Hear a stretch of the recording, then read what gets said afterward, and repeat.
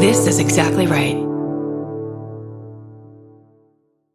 When a charming neurosurgeon rode into Frontier Town selling a persona of confidence and care, patients trusted him. He wore cowboy boots in the operating room and became sought after by patients. He promised to heal them. Instead, he left a trail of broken bodies. This is a story of greed, betrayal, and a fight for justice. Listen to Dr. Death, the Cowboy, wherever you get your podcasts, or binge the entire series right now, only with Audible.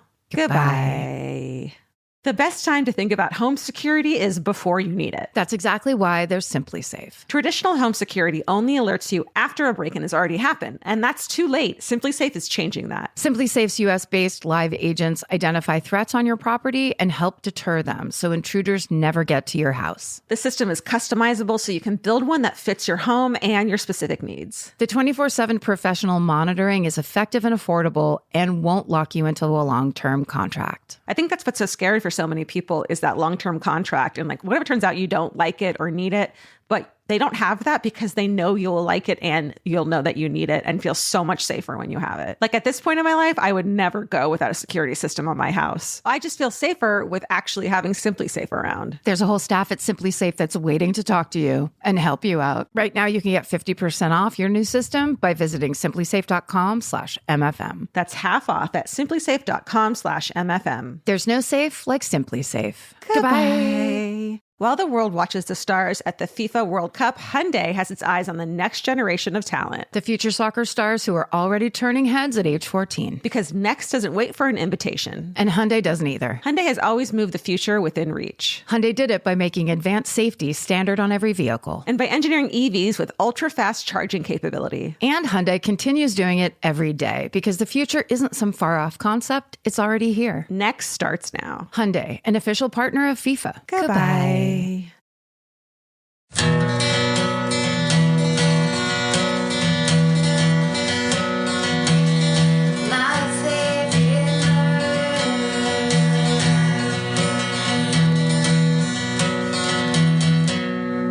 Welcome to My Favorite Murder. Welcome. That's Karen. I'm Georgia. That's Georgia. Thanks for 2 listening. girls, 1 murder.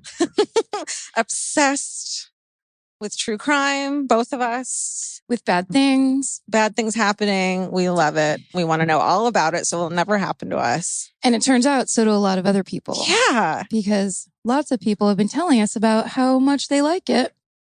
We got a lot of emails from the last episodes of people telling us their town murders, which I love and is like so exciting. And we haven't read them yet because we want to surprise each other with it. Yes. But so many, I would look at the first line in Gmail and it would say like these little things because I'm fucking curious and I want to know what they say. But so many people are like, I was always so embarrassed that this is a thing that I was into, which I'm like, what?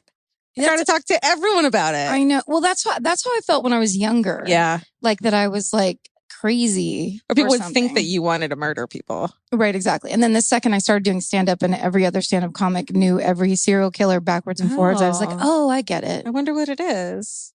Anxious people? Yeah, it's that, probably. And it's so fascinating. Yeah. It's like the worst of humanity. Yeah. I wonder if it's a little OCD-ish too, where you're like, I need to know everything about this now. Yeah. And everything that's related to it. Yeah, please help me prepare for when I run face to face into John Wayne Gacy. Because now you and I are going to be able to fucking beat up any serial killer murderer. I found a new podcast, not new, it's really old, but they talk about murders and stuff a lot. And maybe I shouldn't plug it because then it's like, go ahead. No, it's really good. It's called, have you Thinking Sideways podcast? No, I've never heard of that. It's like a girl and 2 dudes and they just talk about like weird shit. And a lot of it is murder. It's great. I like it.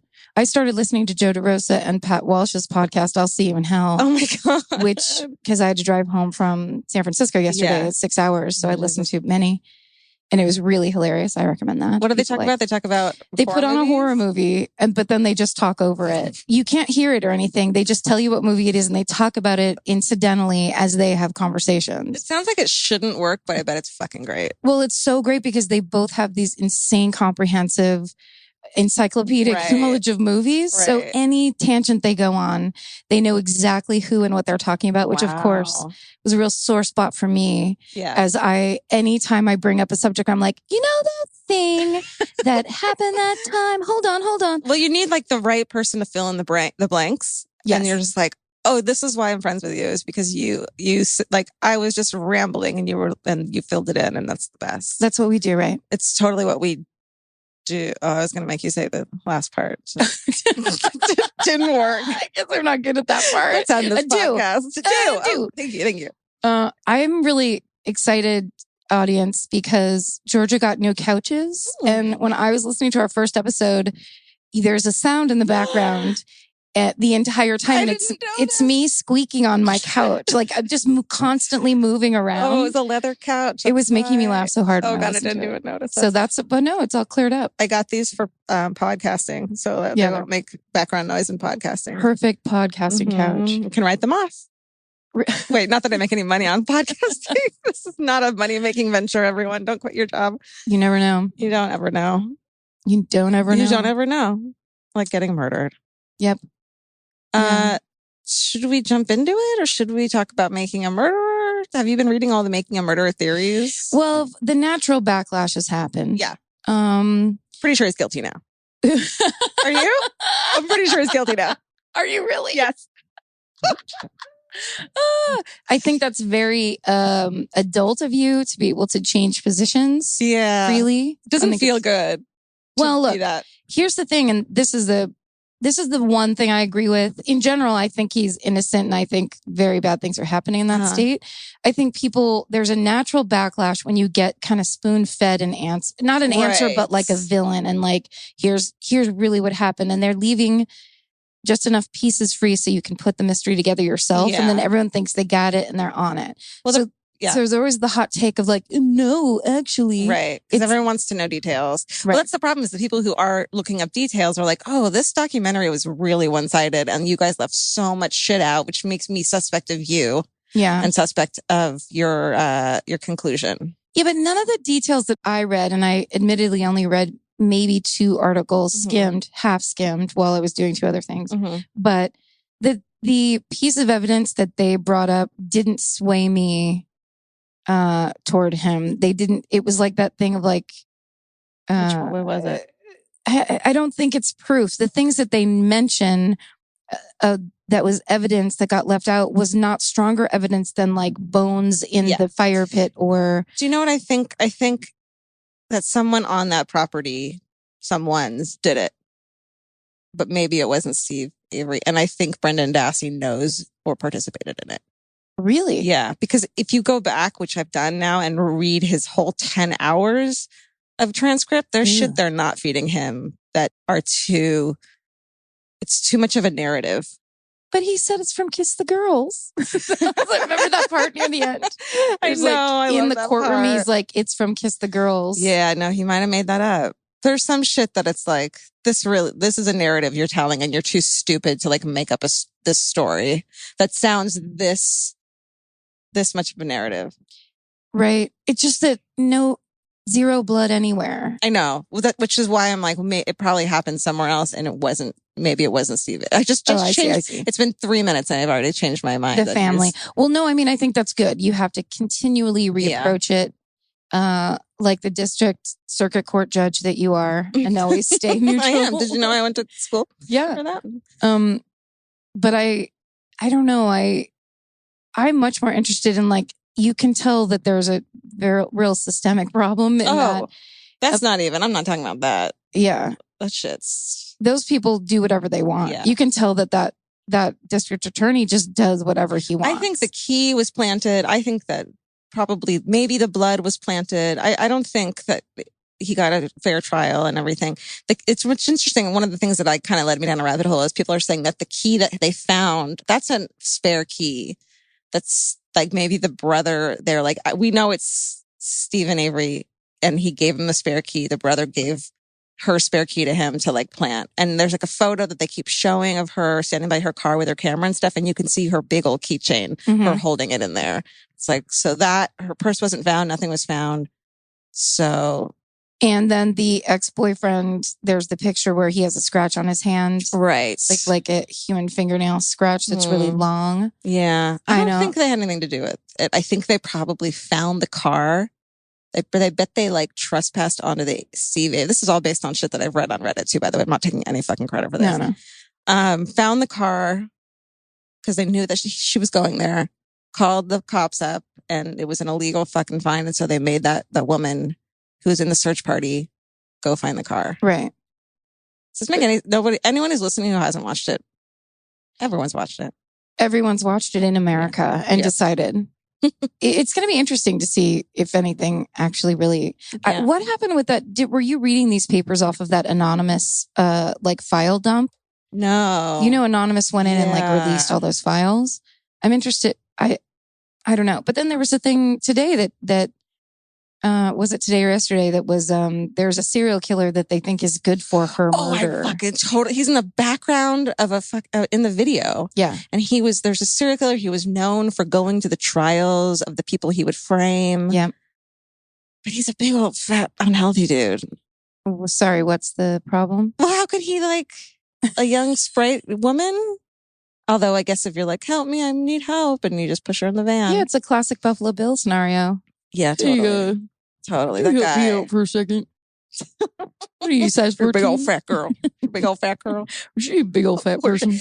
Get me out of here, you bitch. Me and my sister just watched that Silence of the Lambs, and I was saying Clarice Starling's lines 2 seconds before she would say them. And this is how I know my sister loves me. She never told me to shut up. Because we've been watching TV together for so long. She's just used to my insanity, but I couldn't not do it. That's nice. I do that and then I apologize the whole time, but I still keep doing it. Yeah. Like when I was Vince, I'm like, I'm sorry. But I like just keep fucking doing it. Tell me his name, Dr. Lecter. How do you not do that when you know that that's what she's going to say and you can do it just like her? That is the best movie. It's really. Did your niece watch it with you? No. Oh, God. I was like, she's going to have a nightmare for the rest of her life. She's only 9. No. I think I had seen it by then. I think I'm ruined. You saw it when you were 9? I think I saw it when I was very young. I don't know, whatever. I read the book in college and actually I was home alone all day and began to think I was Clarice Starling as I was reading the book. I was so into it. I went insane. You probably were. I kind of was. Did I already tell you that story? No. Well, it's true.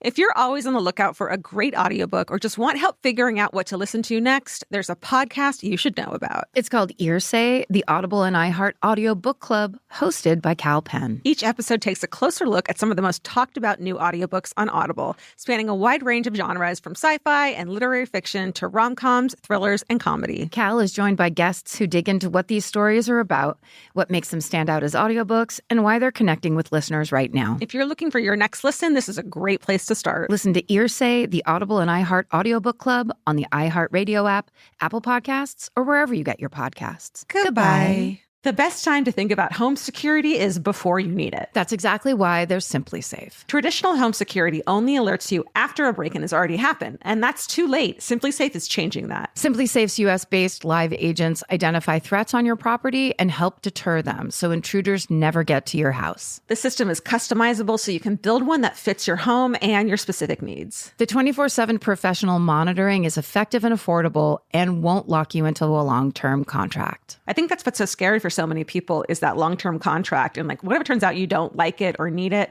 but they don't have that because they know you'll like it and you'll know that you need it and feel so much safer when you have it. Like at this point in my life, I would never go without a security system on my house. I just feel safer with actually having Simply Safe around. There's a whole staff at Simply Safe that's waiting to talk to you and help you out. Right now, you can get 50% off your new system by visiting simplysafe.com/MFM. That's half off at simplysafe.com/MFM. There's no safe like Simply Safe. Goodbye. Vacation planning should feel like a breeze, not a deep dive into countless travel sites searching for the best deal. With Cheap Caribbean's Budget Beach Finder, you can search every destination and every date all in one search. You'll save time and money with the Budget Beach Finder. Say goodbye to endless scrolling and tab hopping and hello to Budget Beach Bliss at your fingertips. Go to cheapcaribbean.com to try out the Budget Beach Finder and see just how stress-free vacation planning should be. Goodbye. Hey, Karen. Hey. What's your favorite murder? Well, I thought it would be good that I would do a little damage control since on our last episode, I was so sloppy and inaccurate talking about Cropsey. That was one of the ones where we were literally guessing what the name of the thing was I was trying to talk about. Let everyone know that this is not an official report of anything that's happened. We're not doctors. You're looking in the wrong place. If that's We're what not you want. therapists. But the story has all of the elements of murder, creeper, urban legend story, everything I love. It's got a mental hospital. It's got the woods. It's almost like that's too much if someone had written this thing. Yeah. It's like you can pick one or the other, but you can't have a mental hospital in the woods. It's crazy. Haven't seen it in so long. Tell me everything. Okay, so this is the story of Cropsey. Was an urban legend on Staten Island, and there was a hospital named Willowbrook, and it is a hospital for mentally challenged children, and they built it in say like the early 40s, and it is on Staten Island set in the woods. And already creepy as fuck. It was a state institution and it was built for 4,000 patients, but by 1965 it had 6,000 children in it. It was built for how many? 4,000. So it was way over capacity, and this was back when people used to dump their children. So, and it didn't matter if they had Down syndrome or if they were very, very, there was something really wrong with them. Or they had like cerebral palsy. Yes. And they would just be like later Tons days. of cerebral palsy kids were completely intelligent and 100% there, just dumped. And so what ended up happening was, of course, because it's like a state funded hospital, so it's overflowing with patients. What's the word I'm looking for? Got it. It's good. Go with it. Understaffed, overpopulated. And so they end up, a reporter finally goes in. When we talked about it on the last episode, I said something really grandiose, like Robert Kennedy shut it down, but Geraldo Rivera. So but Kennedy saw it in the 68 and said, this is a snake pit. This is a disgrace. And they started doing all these reviews. And what had happened was all these children being in this close proximity, they found out it was like they were just in rooms naked, being hosed down. Horrible. There's no lighting. It was crazy. And a bunch of them started getting hepatitis. So then they had medical studies where they were testing hepatitis on these children. Right, they're like, might as well do some fucking scientific testing. Exactly. And they were basically giving them all hepatitis. They were getting it. It was so anyway, with all of this, these social workers finally went in there, saw the conditions. They got a reporter in there, and that's what led. So a woman started writing exposés for like a local newspaper, and then that's how Geraldo got on the scene. He worked as an investigative reporter for WABC in New York. So he went there, and they did an expose story that ended up winning a Peabody because it was so. And they just kind of like they went when doctors were gone and stuff, right? Or the doctors let them in. I don't know about the Geraldo part. Okay. I don't know how he got in, but we talked about this before. When you see the videotape, and there is a documentary called Willowbrook, like it's something like The Great Shame or something like that. It's it gets mentioned a lot in all the research, but he basically went in and like the only lighting was the light on the camera. It looks so like creepy. It looks like American Horror Story, like Asylum, like totally just exactly what you think it's supposed to be. Like it would be like 30 kids in a room, naked, sitting on the floor, a cement floor, rocking back and forth. And then they talked to one guy, and he was like one of the patients, and he's like, I have cerebral palsy and I am completely mentally functioning on 100%. Yeah. And and I'm trapped in here. Right. Nightmare. Okay. So that alone is a nightmare. Terrifying. That's Willowbrook nightmare. Okay. Geraldo being in it isn't great, but it ends up, with all that in the expose, they passed legislation, but about like, the rights of, civil rights thing for patients and stuff, all this stuff. Well, so then the urban legend pops up. So they ended up closing it in 1987, but they basically closed it in 72 or 4. After this expose came out, they shipped all of the patients to all different hospitals around, and there was only like 200 patients left. So it was basically empty. And that's when the urban legends started, where it was, there's a mental patient that's still on the grounds because there's a tunnel system underneath the hospital. and he's living in the tunnels at night. He comes out and steals children. And that was the big thing on Staten Island in the 80s. Oh my God. How fucking terrifying to live in Staten Island. Crazy, right? Yeah. And so the high school kids, the big thing was go through the woods and get to the mental hospital and like touch the wall of it or whatever. Absolutely not. And Cropsey's out there with you. So, and there's a great documentary called Cropsey where they go into all this. They have all the information that you need if you're fascinated, because it's really good and fascinating. So just imagine like parents in the 80s being like, you be good or Cropsey's going to come get you. Yeah. In Staten Island. And you're like, well, actually that could happen. So actually, it's happening. My mom would say, you be good or I'm going to call the Indian reservation and have them come get you, which is like so racist. My grandmother used to say, don't put like, if you were holding money, she'd say, don't put it in your mouth. It could have been in a Chinaman's ear. What? Like you're gonna put money in your fucking mouth.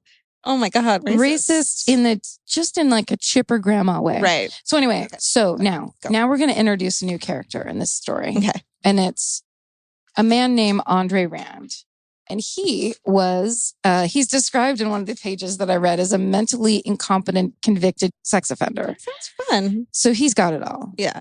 And he was a janitor at Willowbrook from 1966 to 1968. I feel like anyone you're going to hire to be a janitor there, you have to be like, no, you're fired because why? Like, you're crazy, clearly. Yes. Okay. Well, and you got to think if these children were being housed like animals, like no better than animals, probably worse in some ways.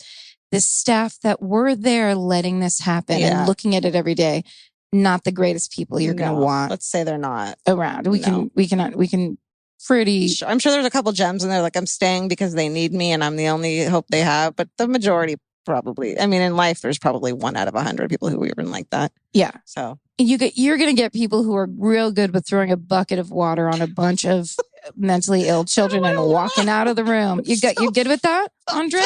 Okay, great. You've got the job. Okay, go. So so this guy gets the job in 66. Well, in 69, he works there from 66 to 68. Mm-hmm. In 69, he attempts to rape a 9-year-old girl, and just by chance, a cop car is driving by. He takes a 9-year-old girl into his car and to an empty lot and takes off his clothes. Her clothes are off. A cop car drives by. Sometimes life works well, you know? I mean, yeah, go on. This is an upside. This is one upside in this hideous story. He gets sentenced to 4 years. He only serves 10 months. You know, the classic scenario. I hate everything. This is why we have to do this podcast. It's because our fucking penal system blows. Because we got to talk about it. We're going to affect change. Oh, clearly. By laying on these couches. The guy would have gotten 11 months if it was today because of us. So, he gets out. And then that would be 69, 71. In 72, a 9-year-old girl named Alice Pereira disappears off Staten Island. Then in 1981, 9 years later, a 7-year-old girl named Holly Ann Hughes goes missing. And the eyewitnesses saw her with Rand. No way. And she's never seen again. And then in 1983, this is a real highlight for me. He picks up 11 children from a YMCA in a school bus, takes them to White Castle, and then drives them to the Newark airport for 5 hours. And when he gets back, he gets arrested for kidnapping. Who the fuck is letting a guy who's been in prison for attempted rape drive a fucking bus of children? A school bus. Come on, the 80s. He rapes a 9-year-old, tries to rape a 9-year-old, and then goes ahead and gets a job driving a school bus. The 80s needs to go to prison for fucking... So this was back before we realized children were constantly in danger. So in 83, an 11-year-old named Tahese Jackson disappears walking to the store. And this is 12 days after Rand is released from prison. I bet he was buying cigarettes for his mom. Like, I bet that's what, yeah, that's the 80s. I think that's what all of this is, because Staten Island is not that big. No. And I think it's like run down to the store for mommy. And it's probably one of the girls lived in a motel. Aww, it's bad news anyway. Okay. So that was 11 days after he got out of prison for the kidnapping? 12 days. Fuck. 12 days. He does that. And that's the same year he did so he did the YMCA school bus trick and then gets out of prison. 12 days later, this kid goes missing. It's a girl. And then in 84, a 22-year-old guy who was a really low IQ goes missing. And then in 87, a girl named Jennifer Schweiger goes missing and she has Down syndrome. And several eyewitnesses saw this guy, Andre Rand, leading her by the hand toward the woods. I mean, that alone, there's your poster for the horror movie. Fake. So they start searching for her. And after 35 days, they find her nude body in a shallow grave on the Willowbrook property. And then a couple feet, several feet away, Andre Rand has a makeshift campsite. Okay. He's been living on the Willowbrook grounds, and the whole urban legend is true. And they charge him with kidnapping and first-degree murder, but they can't make the murder stick. And he for goes Jennifer to prison for 2 years. No. They get him for first-degree kidnapping, and then they bring back. And then once he's in jail for that, he gets like 20 years. Okay. Then in 2004, they put him on trial for the Holly Hughes disappearance, and he's convicted of kidnapping. And now he's set to get out in 2035 or something like that when he's 95. So he's in for good. They also linked him to the disappearance of Ethel Atwell and the rape murder of Shin Lee, who are both Willowbrook aides. I bet. So, oh my God, that sucks. He's a beast.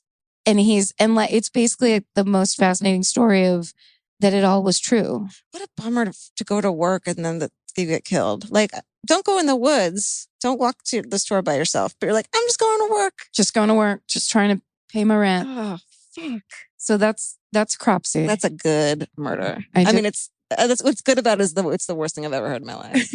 That's the stats on this show is like, what's the worst thing you've ever heard in your life? I mean, don't you want to? Why hasn't anyone gone into the tunnels in that hospital and like dug around archaeologically and tried to find Karen? 100th episode. Let's fucking do it. We get a school bus full of 11 children and drive them to Staten Island. PayPal us the money to get plane tickets to Staten Island and to not stay on Staten Island because fuck that, we're staying in Manhattan. We got to stay in Manhattan. Yeah. We got to see Hamilton. Yeah. We got to go to the shoe stores. Yeah. Then Cropsey. Oh, brother. Yeah, that was mine. What's yours, Georgia? If you're always on the lookout for a great audiobook or just want help figuring out what to listen to next, there's a podcast you should know about. It's called Earsay, the Audible and iHeart Audio Book Club, hosted by Cal Penn. Each episode takes a closer look at some of the most talked about new audiobooks on Audible, spanning a wide range of genres from sci-fi and literary fiction to rom-coms, thrillers, and comedy. Cal is joined by guests who dig into what these stories are about, what makes them stand out as audiobooks, and why they're connecting with listeners right now. If you're looking for your next listen, this is a great place to start. Listen to Earsay, the Audible and iHeart Audiobook Club on the iHeartRadio app, Apple Podcasts, or wherever you get your podcasts. Goodbye. The best time to think about home security is before you need it. That's exactly why there's Simply Safe. Traditional home security only alerts you after a break-in has already happened, and that's too late. Simply Safe is changing that. Simply Safe's U.S.-based live agents identify threats on your property and help deter them so intruders never get to your house. The system is customizable so you can build one that fits your home and your specific needs. The 24/7 professional monitoring is effective and affordable and won't lock you into a long-term contract. I think that's what's so scary for so many people is that long-term contract. And like, whatever turns out you don't like it or need it, but they don't have that because they know you'll like it and you'll know that you need it and feel so much safer when you have it. Like at this point in my life, I would never go without a security system on my house. I just feel safer with actually having Simply Safe around. There's a whole staff at Simply Safe that's waiting to talk to you and help you out. Right now, you can get 50% off your new system by visiting simplysafe.com/MFM. That's half off at simplysafe.com/MFM. There's no safe like Simply Safe. Goodbye. Vacation planning should feel like a breeze, not a deep dive into countless travel sites searching for the best deal. With Cheap Caribbean's Budget Beach Finder, you can search every destination and every date all in one search. You'll save time and money with the Budget Beach Finder. Say goodbye to endless scrolling and tab hopping and hello to Budget Beach Bliss at your fingertips. Go to cheapcaribbean.com to try out the Budget Beach Finder and see just how stress-free vacation planning should be. Goodbye. Well, what's interesting about both of ours is that the murderer in question still alive in prison. Oh, still alive. How are these? It's like, isn't it weird that this person? It's just like in your mind, they're like, oh, they did these awful things that long ago. They're dead. Nope. No. They had dinner tonight. They watched some TV. They watched some TV. Yeah. Had a conversation with the guard. Perhaps they played some Bones. Probably play Bones. Is that what people do in prison? I don't know what Bones is. It's Domino's. Oh. I bet that, yeah. What do you think he had for dinner? Something gross. Chicken nuggets? Yeah. Yeah. He had dinner. You guys. That's better than what I've had for dinner. And he's a monster. And he's a monster. He's a monster. Speaking of monsters, okay, my favorite murder is that of Michele Wallace. Michelle with one L. And I remember I love cold cases. Like I love when murders get solved, of course. Yeah. But cold cases are my like passion and my dream. I'm passionate for people getting away with shit. Because it's just so curious. I'm just so curious. Yeah. But I also like that the answer's never like satisfying. It's always like, that's just some fucking janitor asshole did this to all these people. That's such a bummer. I want it to be like a monster or something. Okay. So, and I remember watching a cold case of this a long time ago. And two things that stuck out to me. Okay. She's a 25-year-old photographer. This is 1974. She lives in Chicago. She's like this free spirit photographer and she travels the world and taking photos and taking odd jobs and stuff. And she goes in 1974, goes to Oregon, spends a couple days in the Rocky Mountains, just taking some photos. I think I've seen this one. Yeah. Is it a Forensic Files? I think there's a Forensic Files on it.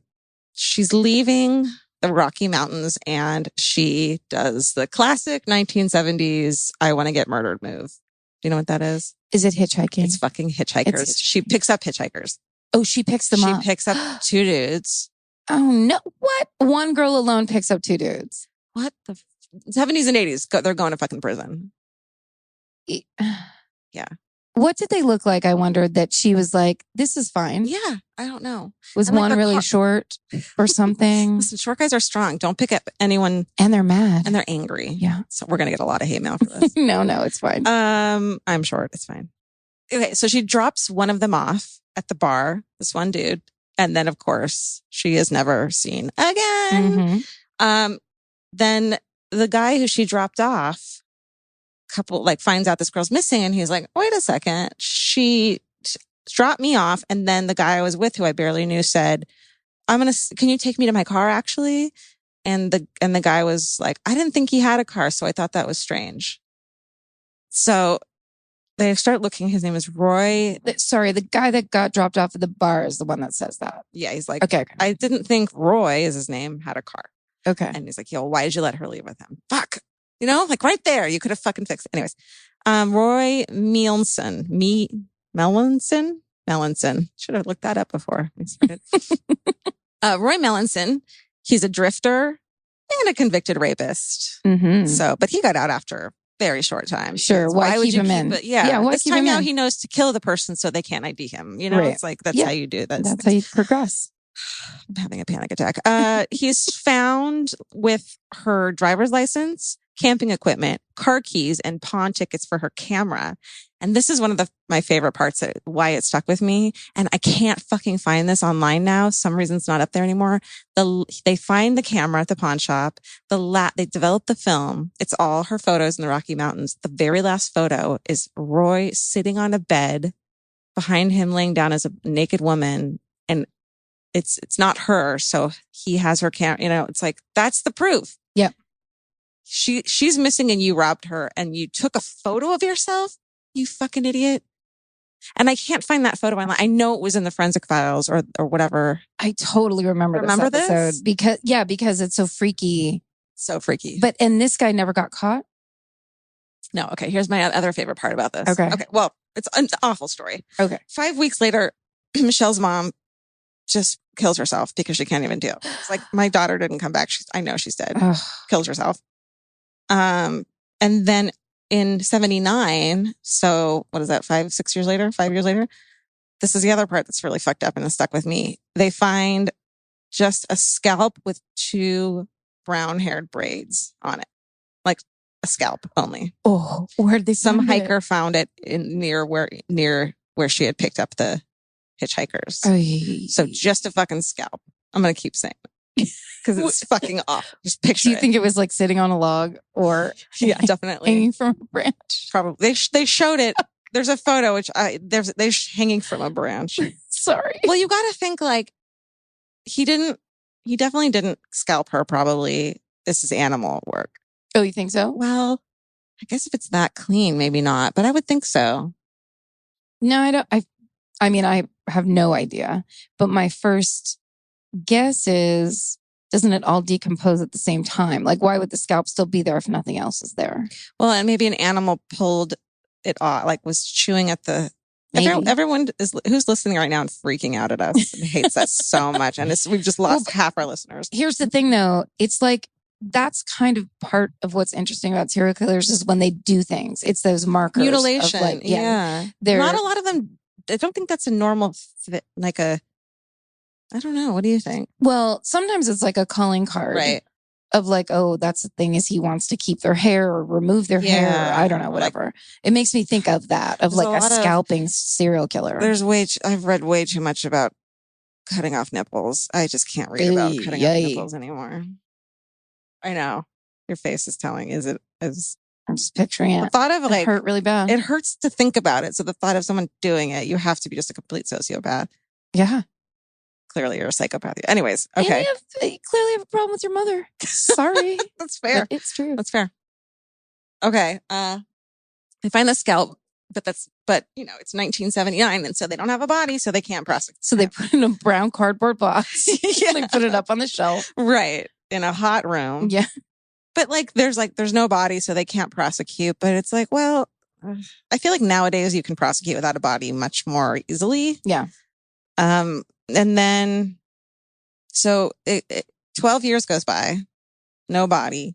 This woman, Kathy Young, who becomes like the sheriff in town, or I'm sure I'm saying that incorrect. She's not. I'm sure she's much higher up. She hires this company called NecroSearch. Oh, which I remember thinking at the time, that's what I want to do. I want to work there for a living. Like I want to like the name volunteer. Alone. Yeah. Volunteer. I just want to, I want to follow them like the Grateful Dead. I want to be the receptionist at NecroSearch. I can be like, NecroSearch, may I help you? What's your emergency? Skull and crossbones. Oh my, but they have uncovered what they do is they find, and they're really good at uncovering clandestine grave sites. So it's like, you badass motherfuckers.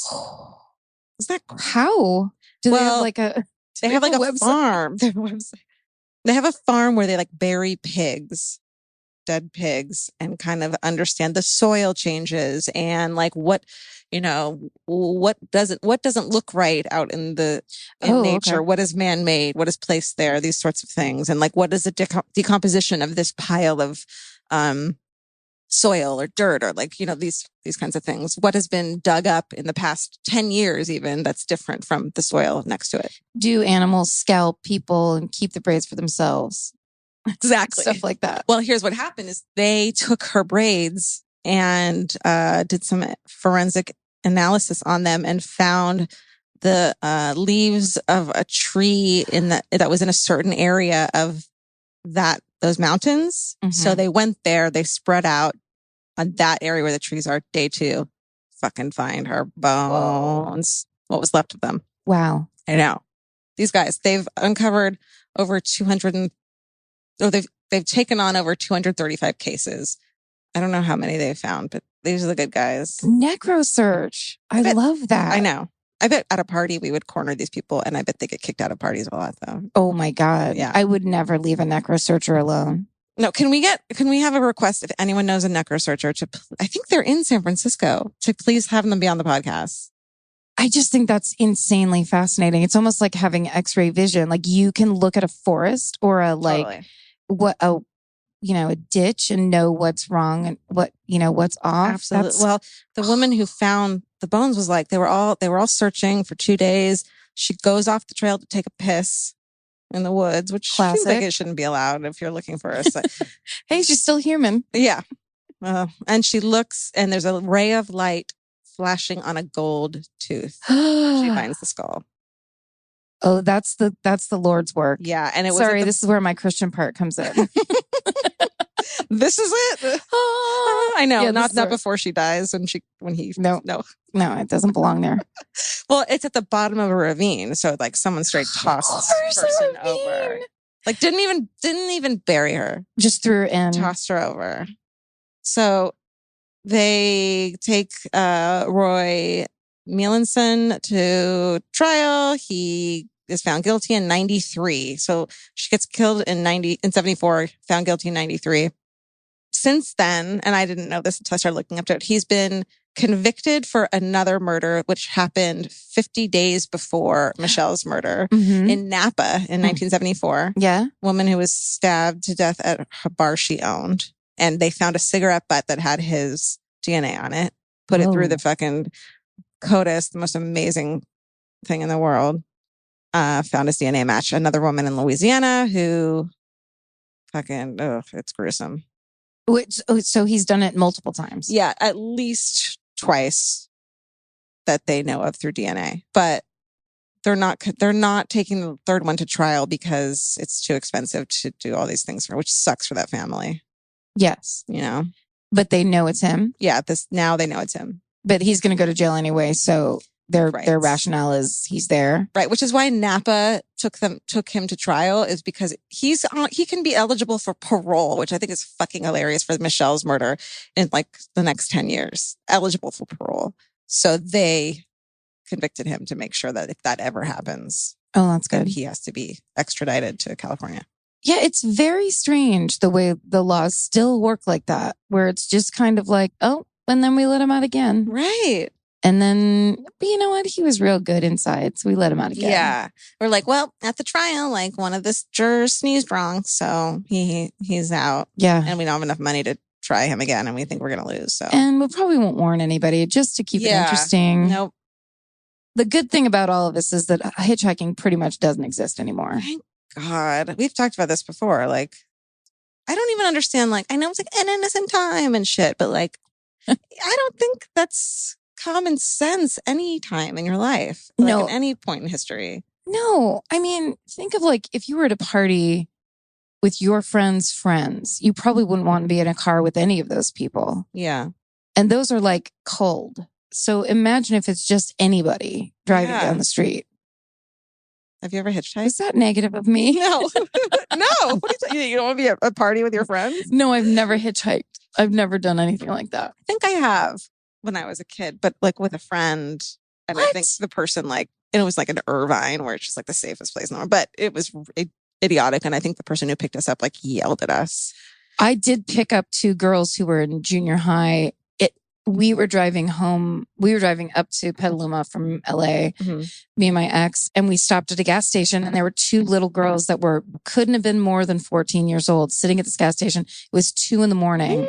and they were trying to make phone calls. The whole time we were getting gas, I was watching them, and they were trying to make phone calls, and they were doing this stuff. 2 a.m.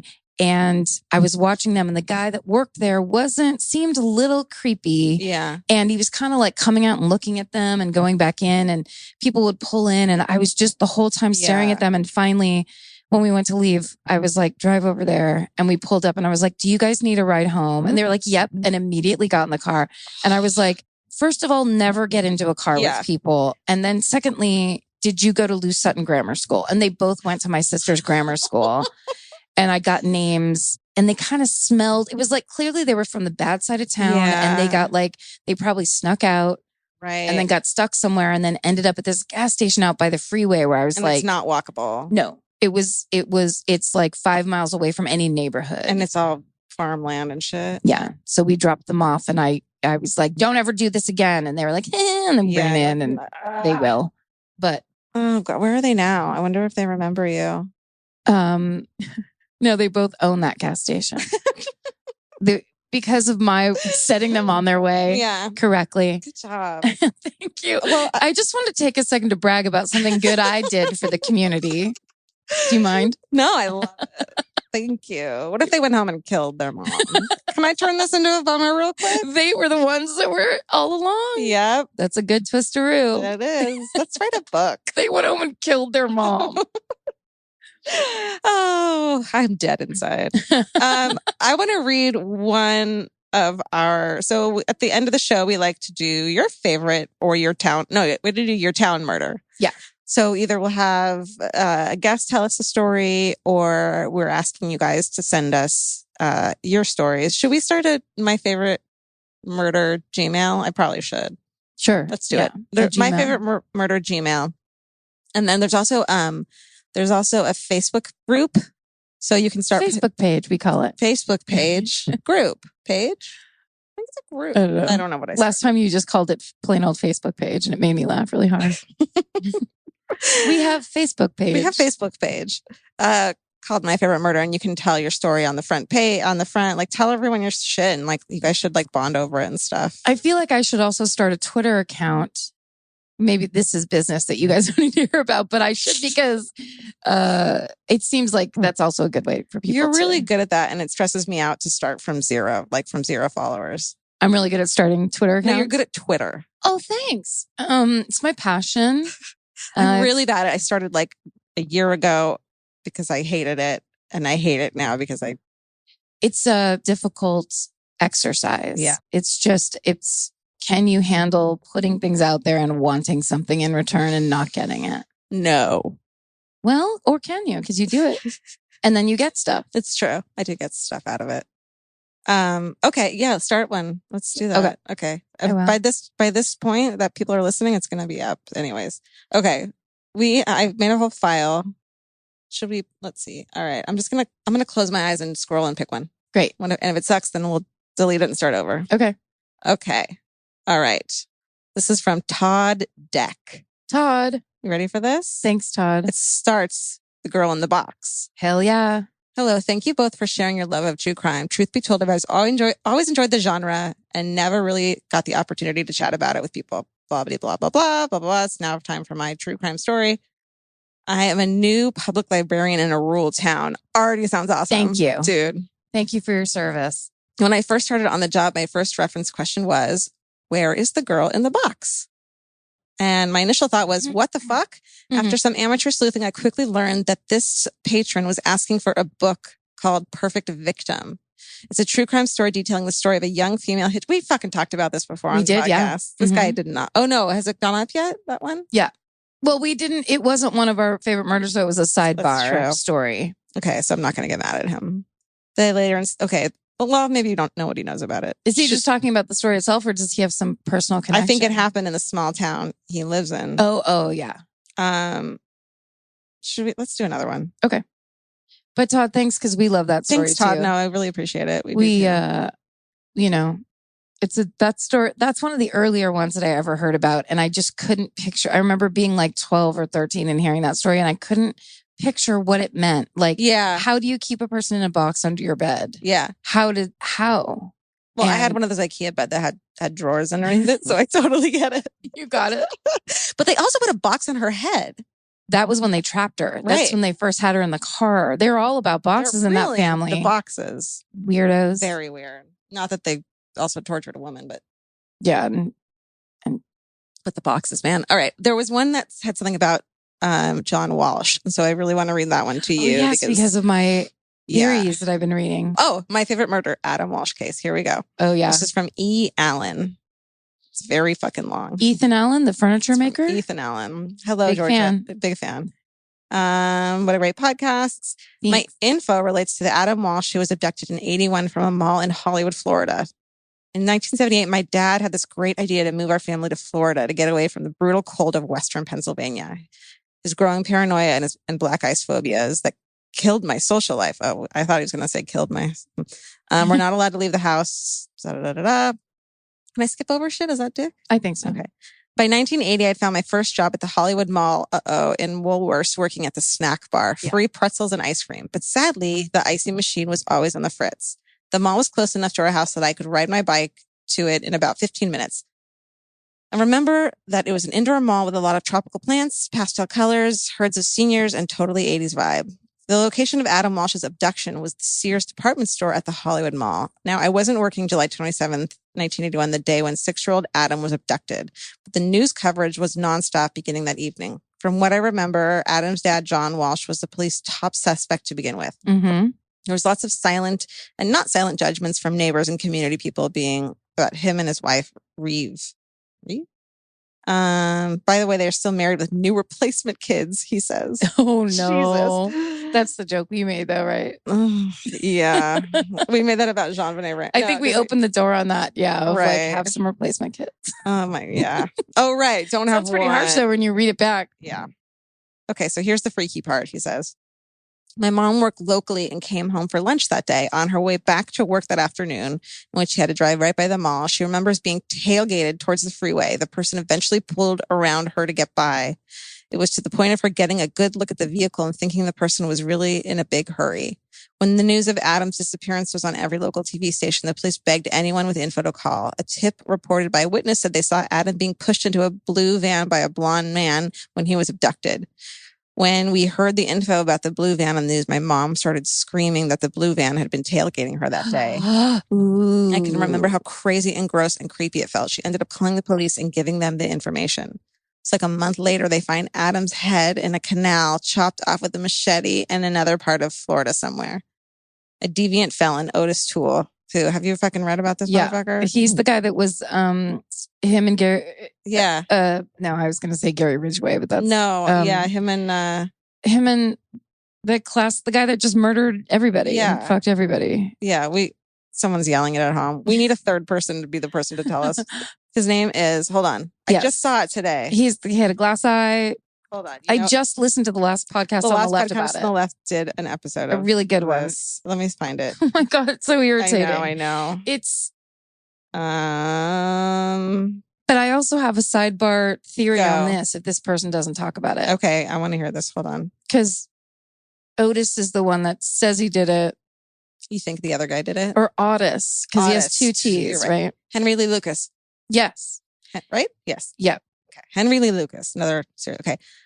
Toole says he drove around with Adam's head in his car for a few days before disposing of it. Toole confesses to killing Adam, but he told the police he snatched him in his car, which was an old Cadillac. Let's see here. He totally checks every box on the Know Your Serial Killer study. He then recanted his confession, but in 96, while dying in prison again, admitted to killing Adam. However, there's no actual evidence to link Toole to Adam. So what about the blue van? Is this what you're going to say? Yes, go ahead. He says, so what about the blue van? In 2007, there was another investigation and witnesses linking Jeffrey Dahmer to Adam Walsh's disappearance. Is this what you're going to say?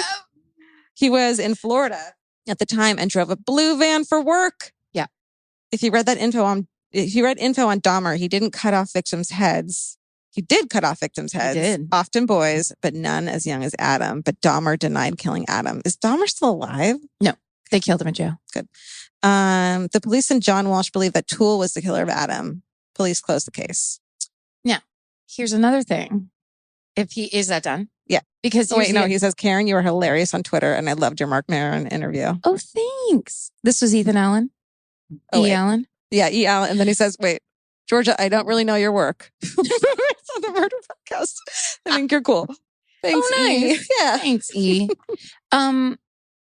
So I was reading all those, like the Jeffrey Dahmer thing came out of the blue. I was like, what? Which is kind of amazing. But it didn't seem like that was he's not a kid.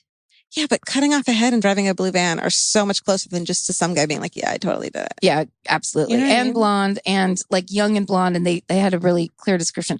But here's the thing. Adam Walsh, both of his front teeth were missing the day that he was there at the mall. Because his picture, I think it's his baseball picture that they used of like, have you seen this boy? Had only been taken like a week or two before. And he has no front teeth. And the head that they found in the canal had one front tooth. So there's my whole body is shivering. A whole theory that the boy in the canal was not Adam Walsh. I'm sorry, I need a minute. I'm like literally going to start crying right now. Oh no, is it too? That is the most life is so crazy. It's so crazy. And like the answers we're being given aren't necessarily the truth. They're just used to placate us. Or the bad part of me telling you that is that in learning it, and this was me because I was home at my family. So I spent tons of time just staring at my phone, like in my room. And I clicked on one too many links because I'm very good at avoiding upsetting things. Yeah. I never, never listen to 911 calls. Yeah. I try not to look at too many pictures. But I clicked on this thing and they had the picture of the retrieved. No, they did not. Decapitated head that they found in the canal. Why is that like public? It's like you can tell it's a crime scene photo, black and white. Took a photo of it. But I wish I hadn't seen it. But did you see the tooth? Yep. Did it look like Adam? I mean, you can only see part of the Here's the thing. I truly only looked at it for like 4 seconds because you know how in a movie when there's a decapitated head and they look like they're kind of melting? Decapitated, by the way. You've said it twice now. I thought it was just an accident, but then you just did it again. I don't think I normally say that. What if that's what you do? I always try to get a little sexual with stuff like this. I think it's appropriate. Just to remind everybody to stay sexy. And just like not to get too fucked up. It's don't remember dicks. Yeah. I didn't mean to do that at all. It's such an upsetting looking picture that I only looked at for a second, but there's one big, like, child's grown in front tooth absolutely in the front. So there's no way in 12 days that boy grew that tooth in. And one of the most upsetting things I read when I was reading that story is he was standing at like a PlayStation or a Atari stand in Sears with his mom, and his mom went away to go get something, and he was 20 feet away, if not less. And she just went to go over here to like return something. And then there was a fight.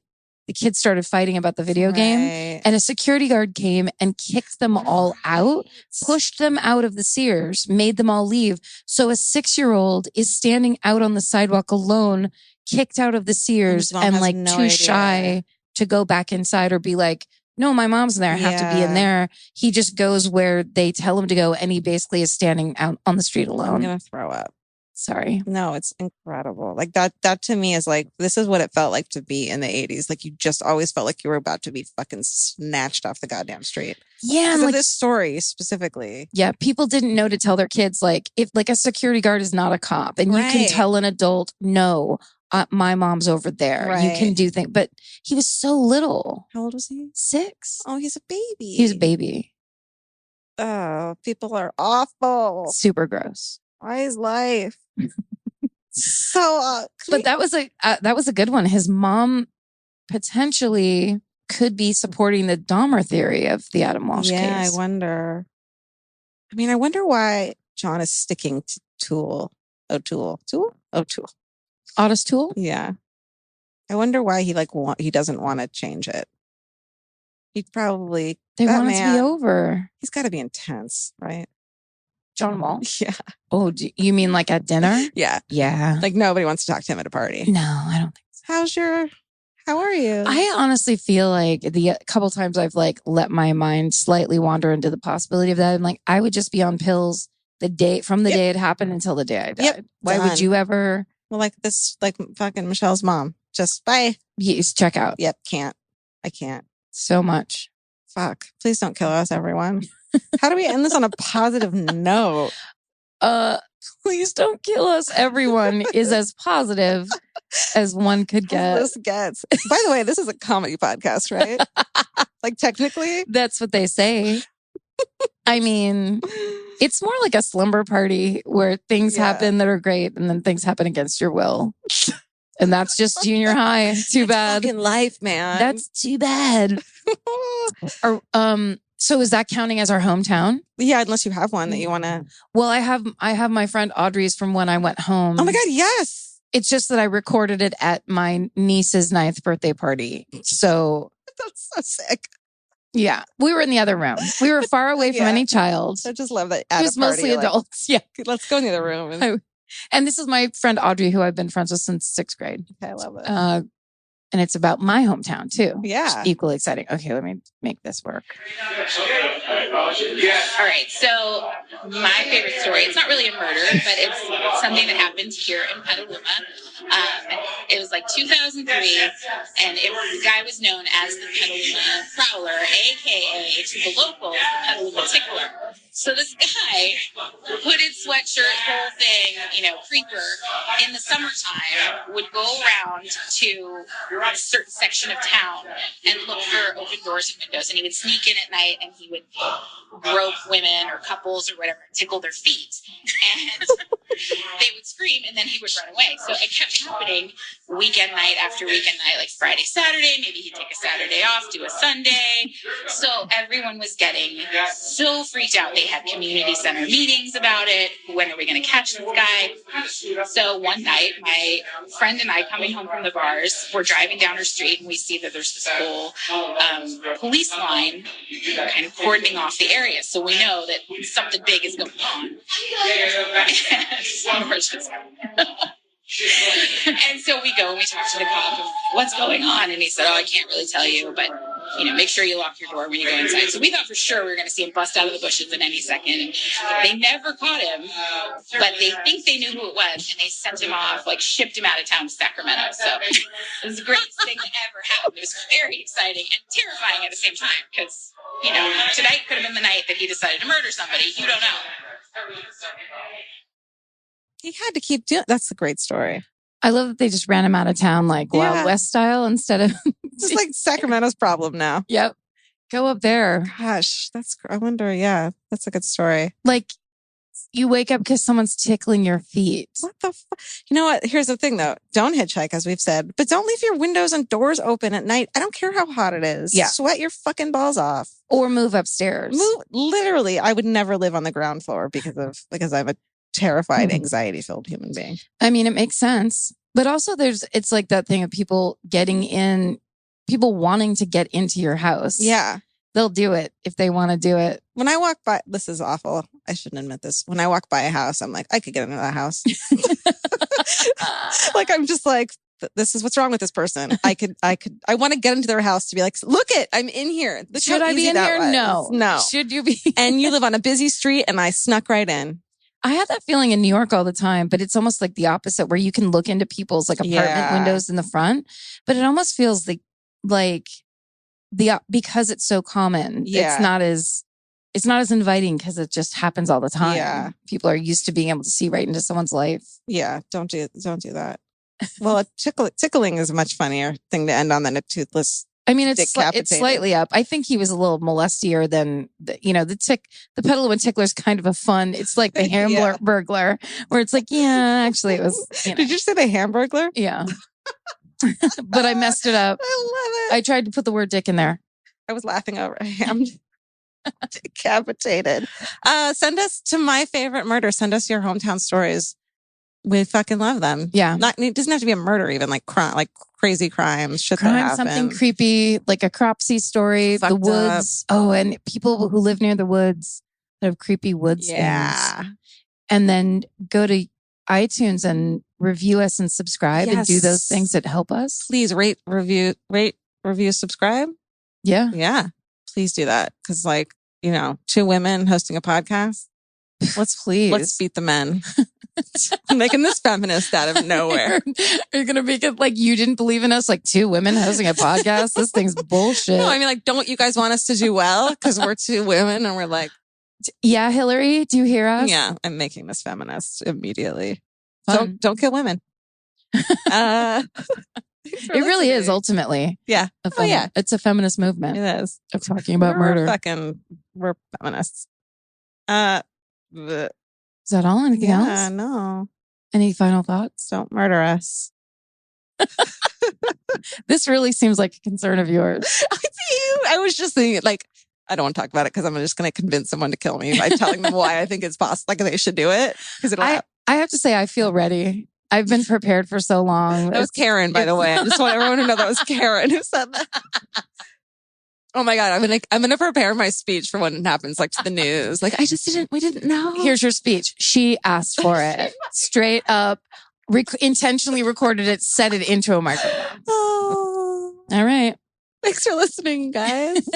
If audiobooks are your thing, or if you've been meaning to listen to more of them, you should check out a podcast called Earsay, the Audible and iHeart Audiobook Club, hosted by Cal Penn. Each episode spotlights standout audiobooks on Audible across all kinds of genres. Sci-fi, comedy, romance, thrillers, and more, with Cal talking to guests who help break down what makes each story worth listening to. It's a fun, easy way to discover your next great audiobook. Check out Earsay on the iHeartRadio app, Apple Podcasts, or wherever you get your podcasts. Goodbye. The best time to think about home security is before you need it. That's exactly why there's Simply Safe. Traditional home security only alerts you after a break-in has already happened, and that's too late. Simply Safe is changing that. Simply Safe's US-based live agents identify threats on your property and help deter them so intruders never get to your house. The system is customizable so you can build one that fits your home and your specific needs. The 24/7 professional monitoring is effective and affordable and won't lock you into a long-term contract. I think that's what's so scary for so many people is that long-term contract. And like, whatever turns out you don't like it or need it, but they don't have that because they know you'll like it and you'll know that you need it and feel so much safer when you have it. Like at this point in my life, I would never go without a security system on my house. I just feel safer with actually having Simply Safe around. There's a whole staff at Simply Safe that's waiting to talk to you and help you out. Right now, you can get 50% off your new system by visiting simplysafe.com/MFM. That's half off at simplysafe.com/MFM. There's no safe like Simply Safe. Goodbye. Vacation planning should feel like a breeze, not a deep dive into countless travel sites searching for the best deal. With Cheap Caribbean's Budget Beach Finder, you can search every destination and every date all in one search. You'll save time and money with the Budget Beach Finder. Say goodbye to endless scrolling and tab hopping and hello to Budget Beach Bliss at your fingertips. Go to cheapcaribbean.com to try out the Budget Beach Finder and see just how stress-free vacation planning should be. Goodbye. Goodbye.